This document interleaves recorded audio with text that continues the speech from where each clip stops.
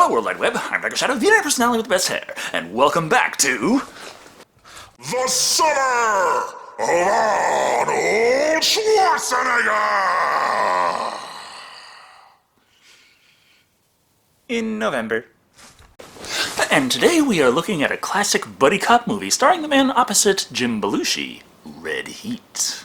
Named so, as the gimmick on display here is that the tough-as-nails but disobedient American cop is teamed up with a Russian officer for a particular case. Yes, Schwarzenegger is Austrian, not Russian, but Iron Man's a black teenage girl now, so who really gives a fuck at this point?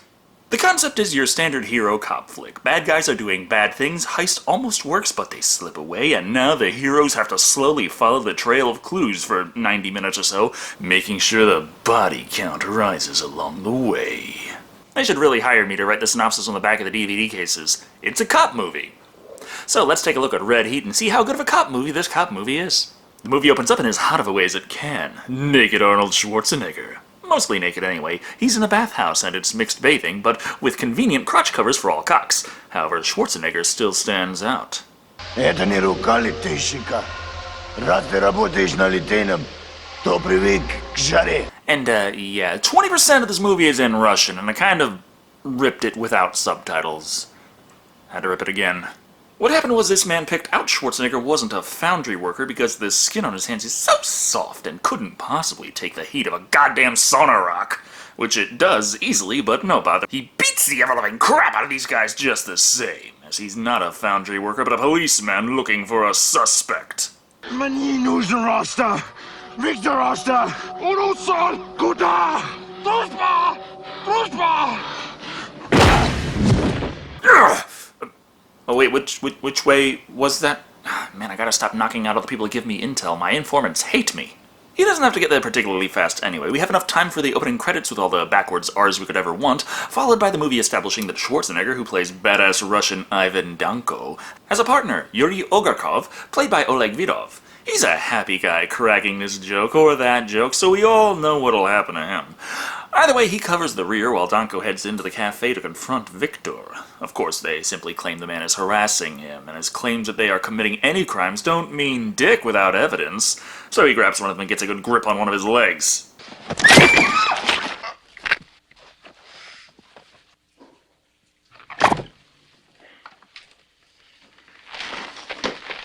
Talk about putting a little pep in your step. Naturally, this results in a shootout where goon after goon is slaughtered, both the bad guys by Schwarzenegger and a few nameless Soviet police by drug smugglers. Well, almost just nameless police, because in Soviet Russia, criminals track down you! Стоять! Не с места! Ты арестован! Брось пистолет! Сейчас же! Like that fucking matters. You're the hero's best friend and partner. He's bound to have another secret gun on him somewhere.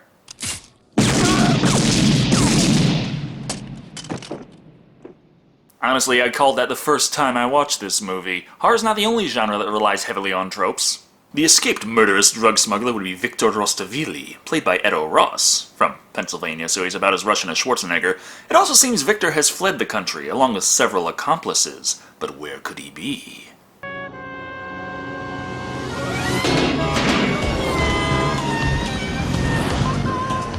Chicago. This is one of the few times in movie history a plane actually landed somewhere other than New York or LA. It would appear that our deviant drug dealer is obtaining his wares through criminal organizations, but his freedom will be short-lived as Chicago's best cop is not far away. Fun bag patrol. Double bogeys, 11 o'clock.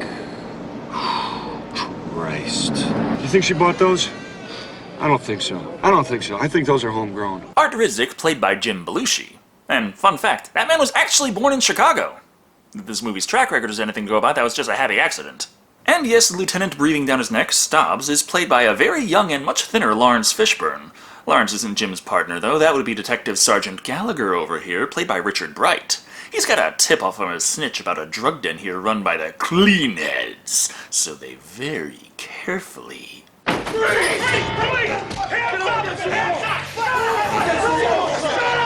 Make sure the whole fucking block know that there's a bus going down, so they know to run and hide before this happens.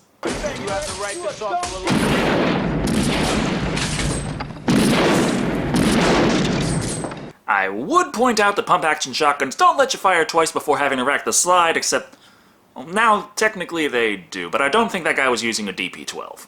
Despite the Cleanhead's best efforts, he just can't shake the Chicago PD and is arrested in short order. This means that Victor's contacts aren't getting in contact with him. No bother, he doesn't need help to create a terrifying crime wave that will sweep the world!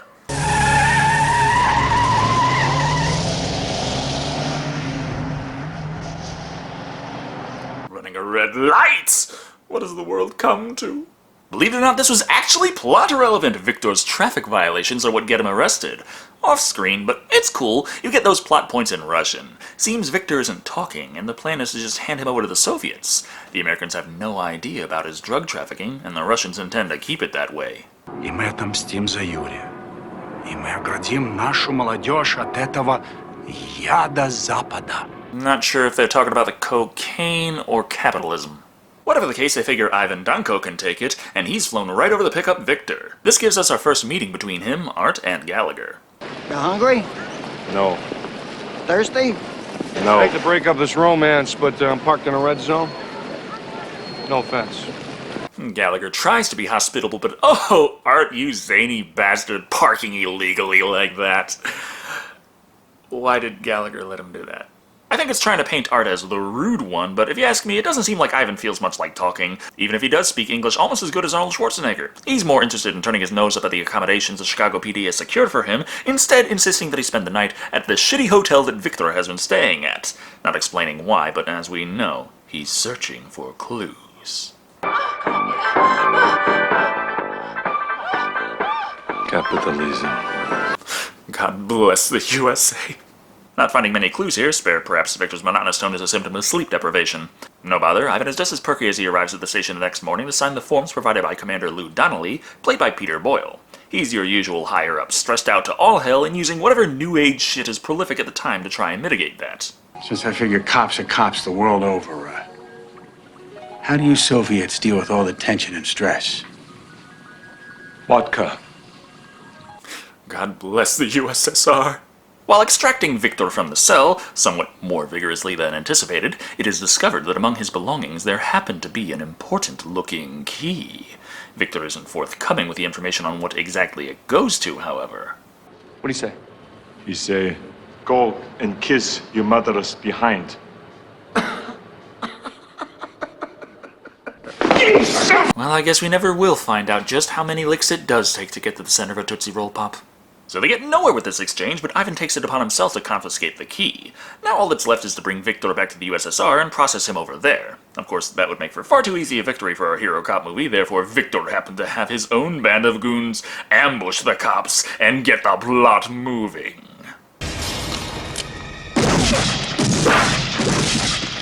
Oh, come on, you already killed Yuri, and it's still in Act 1. Jesus Christ, imagine if someone directed a Batman and Robin movie this way. Teen Titans Robin is standing there, and the motherfucker comes over the 12 gauge, and he barely gets out of holy shit, Batman, before Commissioner Gordon is tasting the last thing on his mind. Art arrives too late to manage to keep Victor from escaping. To be fair, though, he's so good at running away, not even motherfucking Sledgehammer can stop him. Ivan does secure the key, though. Wait a minute. Does this mean that Victor's plan was to get arrested so that he can escape? And couldn't he have just not been arrested in the first place? He'd still have the key in that scenario. Or does he just generally drive around Chicago like it's GTA? Either way, Ivan holding on to the key shouldn't be too surprising considering he's been able to hold quite a few things he's not supposed to have. Now, how did you get that piece through customs? Diplomatic immunity. Great. That restores my faith in airport security. Especially something like that. It looks like your quintessential 1970s era bad guy pistol. Here, I got shook down for any illicit material I might have brought back from Japan. I'm like, what the hell else was I supposed to buy over there? Eventually, Art decides it's not worth arguing over the fact that he's not supposed to be armed to actually do anything about this. Besides, he's too distracted by the fact that he's been ordered to keep an eye on Ivan, as he's a material witness. That explains how they end up unwilling partners, but what about the fact that Art's old partner was killed, and its procedure that he therefore cannot involve himself in the investigation? Well, Donnelly hand-waves that away with even less explanation. Also, Lawrence Fishburne reveals that he knows that Victor is wanted in Russia for drug trafficking. This does little to change the course of the investigation, however, and the two of them figure they can find out where Victor was getting his drugs from Gallagher's old informant, as long as Art can get Ivan to do things the American way. It's called the Miranda Act, and it says that you can't even touch his ass. I do not want to touch his ass. I want to make him talk. You mean to tell me you don't know how easily you can extract information from a man after you make him squeal like a pig? The informant just so happens to be played by our favorite goon from Tango and Cash, Breon James. Yeah, easy. Where is Victor? What the fuck are you doing? I hold him down, you touch his ass. That won't be necessary. Art figures he can get all the information he could ever want with just a little bit of bribery. Or secretly slipping heroin into the man's front pocket and threatening prosecution if he doesn't make with the info. This is taking too long, however. Okay, Abdullah Lice's running the deal from Joliet. Shit's coming in a couple of days. I don't know where. Oh, swear on my balls, I don't know where. It doesn't help that the angle makes it look like he's being more than a little rough with that man's ass. Soviet method is more economical. No ring, no dinner, no lube. Knowing who it is that Victor has been dealing with to acquire the drugs is at very least a new lead, and after coming to a stalemate over the merits of breaking fingers versus planting drugs to obtain evidence, they head over to Abdul's place for new information. Not too hard to find the guy, as he's the leader of the Cleanheads and thus incarcerated. That's not really an issue for organized crime, it just means they have men on the inside and the outside to deal their drugs. Though if you listen to Abdul Elijah, played by Brent Jennings, his incarceration is due to political differences between himself and the establishment. What is your political crime? I robbed a bank. Well, that's one way to get on the communist's good side. You would think they wouldn't be on the same page for most of this, what with Ivan wanting to keep the drugs out of Russia, but all in all, Abdul seems willing to let them settle this lover's quarrel. I'm gonna put you two white boys together, see if you can't work this thing out. I need Victor, and he needs that key. All in all, how much more complicated would this be if the guy just went out and bought a flathead screwdriver with some bobby pins? So that still leaves them completely unaware as to where Victor is, but hey, wouldn't you know it, he happened to have a lady visit him while he was in jail. So may as well check up with her, his wife, Kat Manzetti, played by Gina Gershon. She offers next to no information for their investigation, however, and doesn't even flinch when they say Victor's actions has resulted in the deaths of more than a few individuals. At most, she lets them know that he paid her 10 grand to marry him, and she's got somewhere to be, so toodles! I'm gonna bust that bitch so hard she bounces. Wait. You can use her to find Victor.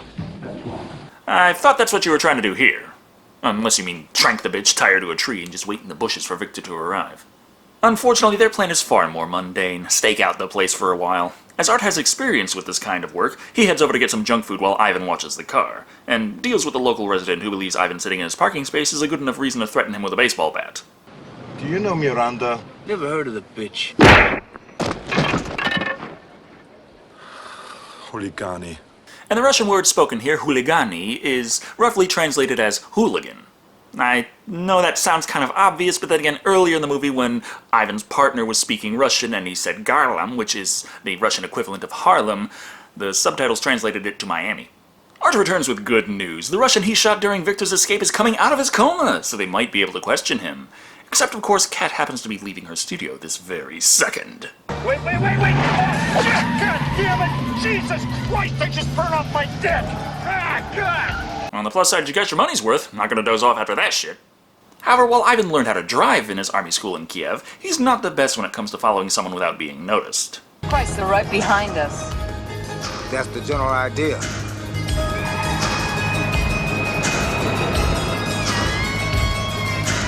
And is it just me or does the music there sound an awful damn lot like the soundtrack from Commando? No surprises after that little shot. Kat was actually baiting them to come to this friendly neighborhood parking garage for a meeting that Abdul hopes will get Ivan and Victor to work out their differences. First things first, though, they gotta give up their guns. Chicago cop never relinquishes his weapon. Here. Joke's on you. As we see in all movie, my true weapon is my sharp wit, and good luck taking that from me. Except, of course, Art won't be doing the talking. He'll be doing the stand around with a gun to your head to make sure Ivan doesn't try anything funny. It's not all bad, though. It looks like they took Victor's gun as well, and this is an honest attempt to get the two men to meet eye to eye. Otherwise known as Victor trying to get Ivan off his back by offering him a cut of the profits if he would be so kind as to return his key. So, after much posturing, we get some nice speeches out of the both of them, but no plot progression whatsoever. I don't give a shit if they did give us the fucking guns back! These are the motherfuckers that killed Gallagher, you know that? I was always under the impression that was the American public's waning interest in flying watermelon. Not saying they have nothing to go on, there's still the man in the hospital coming to that they can interrogate, and he's even got a nurse on hand. Injecting an air bubble into his veins.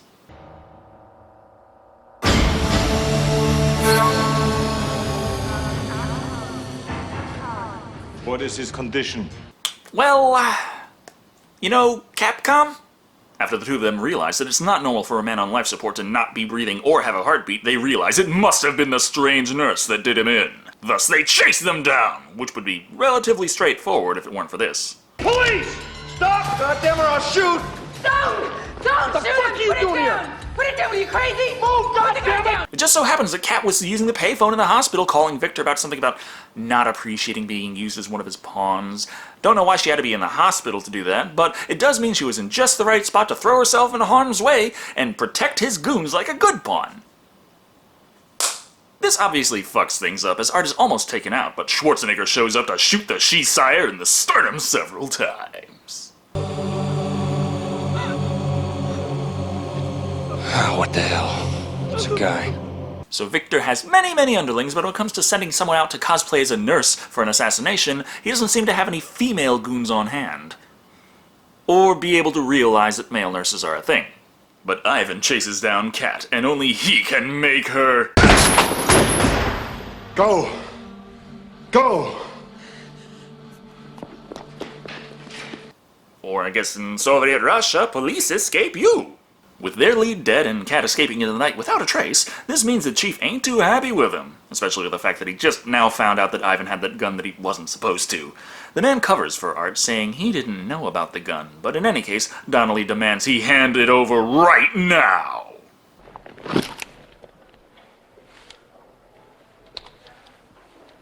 And sweet fuck, if trained marksmen in movies could stop sweeping each other with their weapons and having such horrid trigger discipline. It makes me wince every time. Without his gun, Ivan immediately starts asking Art for a new gun. Get away from me, man. Just get away from me. I can't deal with that. Look, we got no leads, pal. We're batting fucking zero. Don't even look at me like that. It's not happening. How long until he hands him a new gun?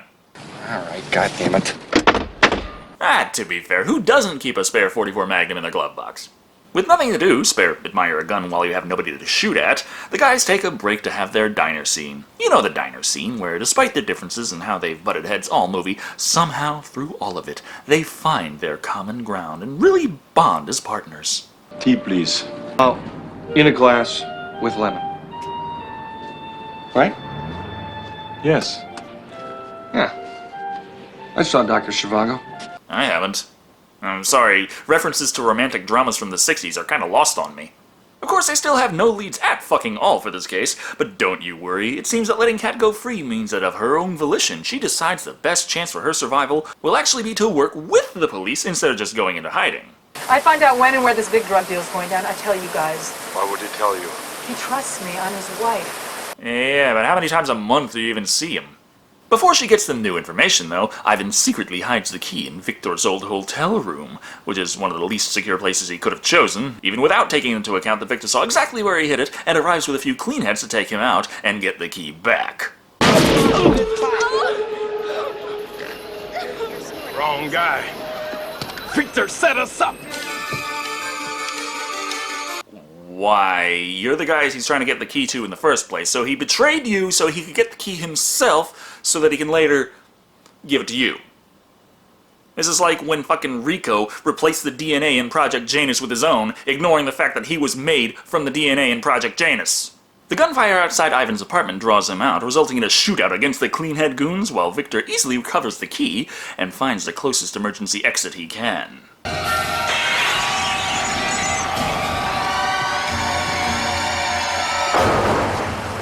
Which somehow works because nobody wants to touch you after you've been in the Chicago River. This means he has his half-100, his key, and a tiny fucking suppressor for his revolver. One of the most ridiculous things I've seen in cinema. Revolvers, for the most part, really can't be suppressed. There's this little thing called the cylinder gap here. Gases escape from it, gets kinda loud.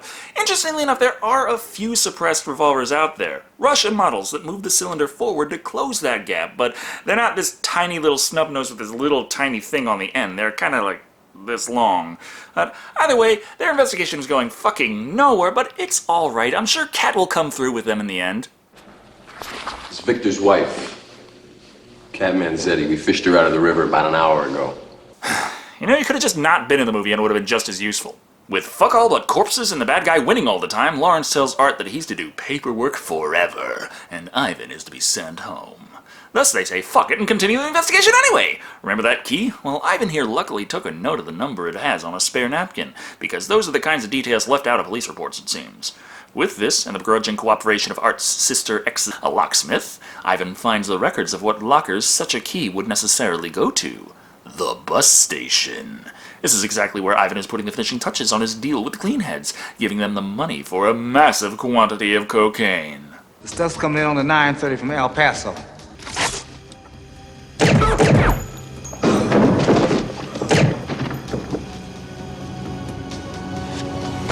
So you've bought and sold cocaine from these guys for God knows how long, but this time you're gonna kill them, keep the money, and the cocaine.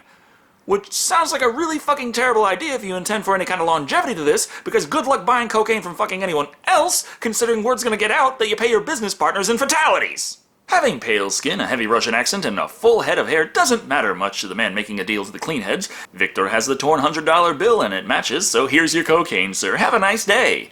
This is the perfect time for the climax to come around, so Ivan and Art arrive at the bus terminal just in time to find Victor and take him down. And of course, they can't agree on who gets to bring the bad guy in. He killed a Chicago police officer. Chicago gets him first. I have my orders. What, are you fucking nuts? That's how some adventures go. Art never played Double Dragon. Hey, thanks for saving me from the evil madman, but could you two brothers, try to kill each other? I'll go home with whoever lives. Naturally, their quarrel is interrupted by a random old lady giving Victor the chance to escape. As they're in a bus terminal, he hijacks a bus and hits the road. No matter there's more where that came from, and Ivan follows suit, while Art's years of experience catching buses allows him to remain in the climactic chase scene. Thus, it's crashing, destruction, and Art explaining to the audience what's going on. Shit, you know what we call this? This is called chicken. But you're not supposed to play with buses. This is no game. No shit! Art, baby, you don't need to explain American things to the audience in a movie released in America. Especially when something is so ubiquitous it's pretty much a trope itself. I'm pretty sure that Russians out there don't need pamphlets to explain how chicken works.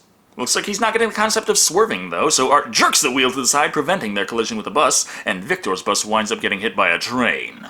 Obviously, all three of them survive, at least the crash. It's time to end this movie, and Belushi knows it's Schwarzenegger with the top billing here, so let's him go ahead.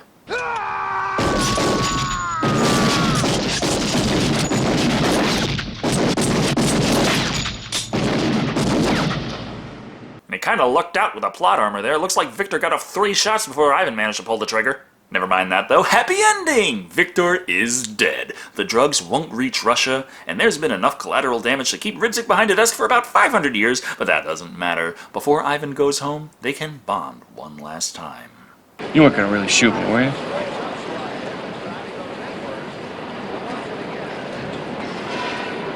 Yeah, that's what I figured. Yeah, fuck it. Shoot you, shoot the grandma, and shoot Victor. Would have amounted to about the same ending anyway. Anyway, that was Red Heat. And it is a lot of fun, but does get a little wonky. I did enjoy watching this movie thoroughly. It's presented well, and does its job if you're into the cliché cop flick with a twist. However, the investigation and twists have a tendency to meander early on and jump around like crazy in the third act.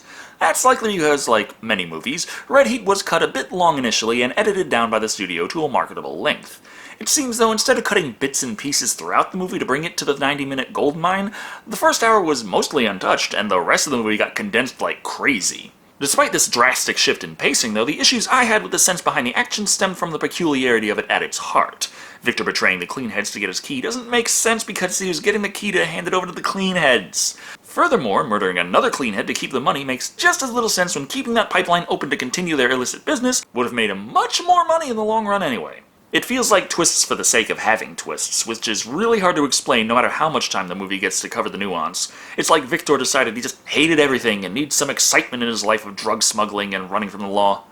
Still, like I said, the movie itself is very entertaining, and not only because of Schwarzenegger's semi-comedic performance, but Jim Belushi was especially fun to watch as Art Ridzik.